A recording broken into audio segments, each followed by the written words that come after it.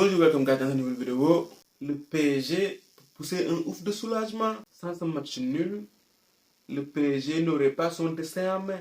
Une vraie poule de la mort, les gars.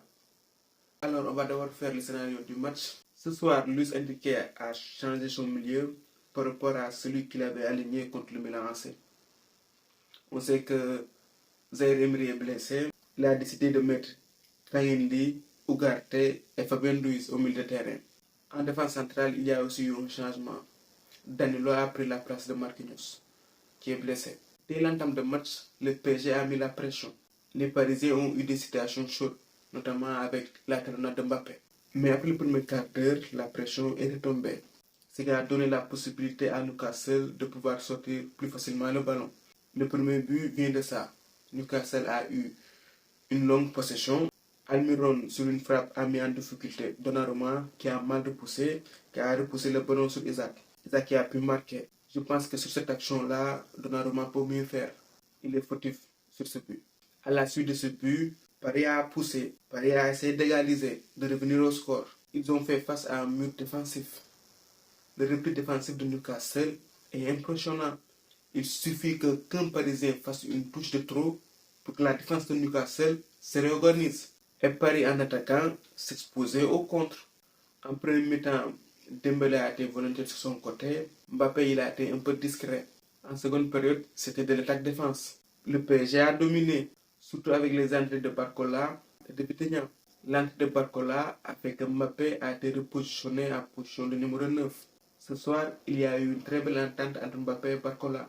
Ils arrivaient à créer des différences. Sur ce match, Barcola a eu beaucoup de situations. Il pouvait marquer. Il a manqué d'efficacité sur le dernier geste. Mbappé lui aussi, en deuxième mi-temps, il a tenté de forcer la décision. Il a eu quelques situations, mais il est tombé sur un mur. Nick Pope, qui a fait un excellent match. À un moment donné, Mbappé était dépité. Le côté droit parisien, aujourd'hui aussi, ils ont beaucoup apporté avec Hakimi et Dembélé. Surtout en deuxième mi-temps, Dembélé lui aussi s'est créé des occasions. Plus le match avançait, plus on se demandait comment Newcastle allait faire pour garder ses cages inviolées. Paris ce soir a eu le loisir de faire des changements, mais contre Newcastle, ils avaient beaucoup de blessés. Sur le banc, ils n'avaient que des jeunes. Ils n'ont pas pu faire de changements. Physiquement, en fin de match, ça a été très dur pour eux. Le PSG a poussé et a fini par obtenir un penalty qui, selon moi, est très généreux. Si j'étais arbitre, je n'allais pas siffler penalty. Parce que d'abord, le ballon touche la poitrine du défenseur avant de toucher sa main. Quelques minutes avant, il y avait une action similaire où l'arbitre n'a pas sifflé. À la limite, il pouvait siffler la faute de Gordon sur Hakimi. Peut-être que sur cette action-là, il pouvait siffler penalty. Mais je suis désolé, sur cette dernière action-là, il n'y a pas penalty. Mais bon, l'arbitre a décidé quand même de le siffler. Mbappé a pris ses responsabilités et il a marqué. Ce soir, Paris a failli ne plus avoir son destin en main, dû à un manque d'efficacité. Ils ont raté beaucoup trop d'occasions, que ce soit Mbappé, Barcola, Dembélé et consorts. Colomouani, je pense qu'aujourd'hui il a fait un non match. À part la passe qu'il fait à Dembélé, ou Dembélé but sur Nick Pop, j'ai pas vu d'action dangereuse de sa part. À l'issue de ce match donc, le PSG se retrouve deuxième avec 7 points. Dans l'autre match du groupe, Dortmund a battu le Milan AC 3-1. Dortmund se retrouve donc premier du groupe avec 10 points.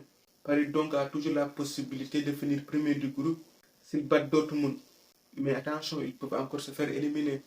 Newcastle, pour son dernier match, va faire face au Milan AC. Et Newcastle sera dans l'obligation de gagner pour espérer se qualifier, de même que le Milan AC. S'ils ne veulent pas se faire éliminer, en espérant que le PSG ne gagne pas face à Dortmund. Rien n'est encore joué dans cette poule. Dans le groupe H, le Barça s'est rassuré. Le Barça a battu Porto 2-1 et se qualifie pour les huitièmes de finale de la Ligue des Champions. Là, il se retrouve avec 12 points. Je vois mal les Catalans perdre face au dernier du groupe.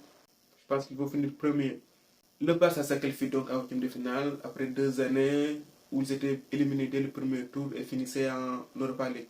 Voilà, c'est tout pour aujourd'hui. On se retrouve pour d'autres vidéos. À très bientôt. For the love of football.